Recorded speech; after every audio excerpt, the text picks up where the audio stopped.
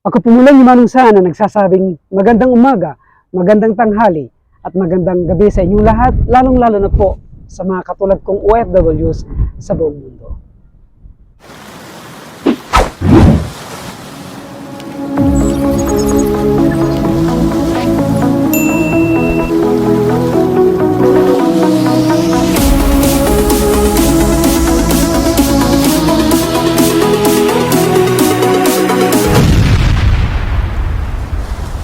Ang vlog na ito ay patungkol sa kung paano tayo humawak, kung paano tayo mag-manage ng mga tao kung tayo ay nasa isang posisyon. Ang ibig ko lang sabihin ay yung kung nakakaangat tayo sa kanila sa isang trabaho o sa isang kumpanya. At siyempre, hindi lang naman natin pwedeng may apply ito sa isang kumpanya kapag tayo humahawak ng maraming tao o kapag tayo may posisyon na mas nakakangat sa kanila.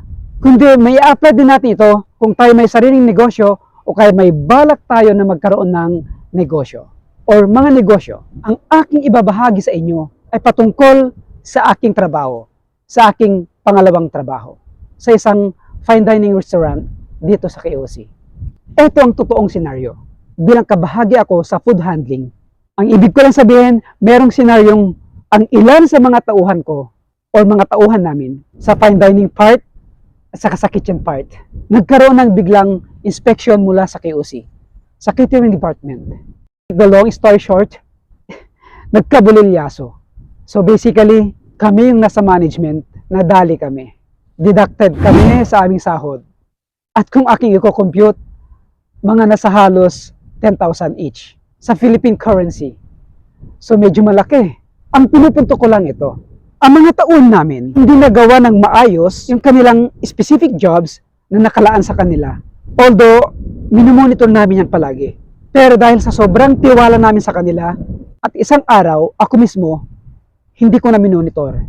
So, ang nangyari, nagkaroon ng inspection mula sa KOC at mula sa aming company, ayun, may butas. So, ang punto ko dito, kahit pakasalanan ng aming mga tauhan, pero ang bagsak ng problema, ang nag-suffer, kami na nasa management. So isa lang ang aral doon. Kapag ka sa mga ganitong klaseng trabaho o kahit sa ibang skilled works, huwag tayong masyadong magtitiwala sa ating mga tauhan kapag ka nasa posisyon tayo na mas mataas kaysa sa kanila. Okay, sabihin natin, nandoon yung magandang relasyon natin sa kanila, yung pakikisama, yung paggalang sa isa't isa. Trust natin sa kanila pagdating sa trabaho. Pero kapag ka sumablay tayo sa kanila, sa pag-monitor natin sa kanilang mga trabaho, sa kanilang mga kanilang specific jobs, specific responsibilities, maniwala ka sa akin o hindi. Hindi nila gagawin yan. O kaya hindi maayos ang kanilang paggawa. Nako, sa totoo lang, base sa aking experience, napakabihira sa mga tauhan natin na sila'y gumagawa ng maayos. Kapag hindi natin nabantayan ng maayos, talagang barag-barag. Hindi nila aayusin yan. Kasi ang iniisip nila, ang trabaho natin ay para i-monitor sila. Ang trabaho natin ay para i-guide sila. Ang trabaho natin ay para i-remind sila. Ang trabaho natin ay para ibigay yung kanilang specific jobs. At pag hindi natin na-monitor ng maayos, hindi nila gagawin ng maayos yan. So maniwala kayo sa akin o hindi. Nako, marami na akong experience dyan. Kaya tuloy, napagtanto ko, at ito yung lesson learned personally. Kapag nasa posisyon tayo, yung mas mataas ang posisyon natin sa ating mga tauhan, lalo na sa food industry, dapat higpitan pa natin ang ating rules sa kanila. Yung mga rules na yon may kalakip na kaparusahan. Bakit? Kasi kahit wala tayo sa kanila at hindi natin sila nakikita, kapag mahigpit yung rules natin sa kanila at para naman sa trabaho, hindi sila gagawa ng kalukuhan. Hindi sila gagawa ng mga irresponsibilities. Hindi sila gagawa ng mga irregularities sa kanilang mga trabaho. Kasi alam nila, mahigpit yung internal rules na ating implement sa kanila. Sa ganitong paraan, mag-aalinlangan sila at matatakot sila na gagawa ng kalokohan o kaya anumang bagay na hindi maganda sa kanilang specific responsibilities. Ngayon, i-twist natin.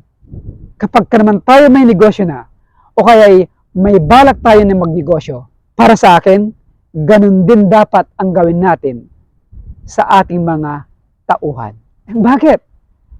Kasi alam natin sa mga entrepreneurs dyan, o kaya magbabalak, magnegosyo, kapag kamaluwag tayo sa kanila, pwede nilang gawin yung mga bagay-bagay na hindi dapat. Tulad ng pamimitik o pagkuha ng mga items o kahit pera. Sabi natin, kahit mga maliliit na bagay lang yan, maliliit lang ang kinukuha. Pero eventually, pag naipon yan, malaking bagay yan. So una, dapat mahigpit yung ating rules and regulations para sa kanila. Para sa ganon, hindi sila gagawa ng kalokohan. Of course, it has to be accompanied with punishment. Nasa sayo na yon. Kung ano yung dapat na may akma na kaparusahan para sa kanila. Pangalawang bagay o paraan para hindi tayo maisahan ng ating mga tauhan, ito based on my experience. Yung relasyon natin sa kanila, huwag masyado yung attachment. Napakadelikado yon. Ang ibig ko lang sabihin, yung bonding, yung closeness, kailangan yung bonding at closeness natin sobrang layo.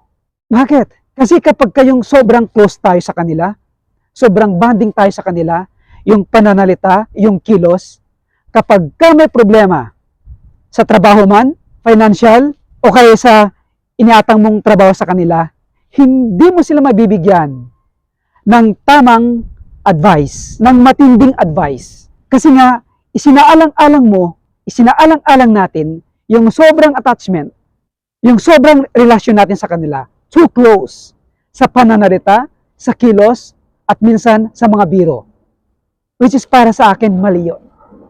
Kasi kapag ka nagkabirya sa trabaho, mula sa kanila, at kapag ka pinagalitan mo sila, hindi mo mailalabas yung gusto mong mailabas na disiplina para sa kanila.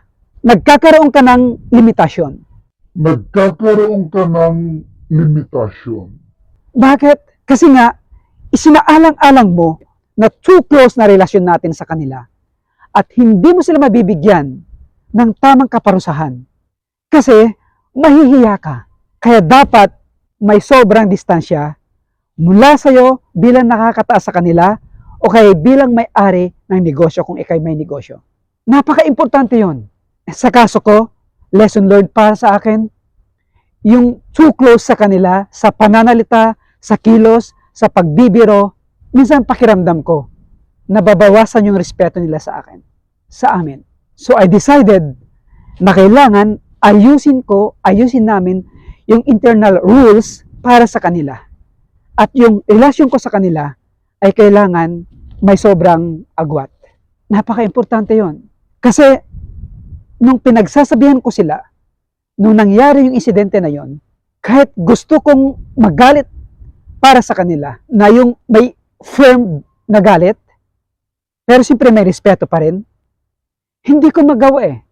Kasi in the first place, yung sobrang attachment sa kilos, sa pananalita, sa mga biro, dahil nga sa trabaho, hindi ko may deliver ng maayos. Kasi nga isinaalang-alang ko yung magandang relasyon namin. Iyon ang mali. Kaya sa kabuuan, ang lesson learned dito, kapag ka nasa posisyon ka, mas mataas sa mga tauhan mo, kapag ka may negosyo ka, o may balak ka magnegosyo, higpitan mo ang rules para sa kanila.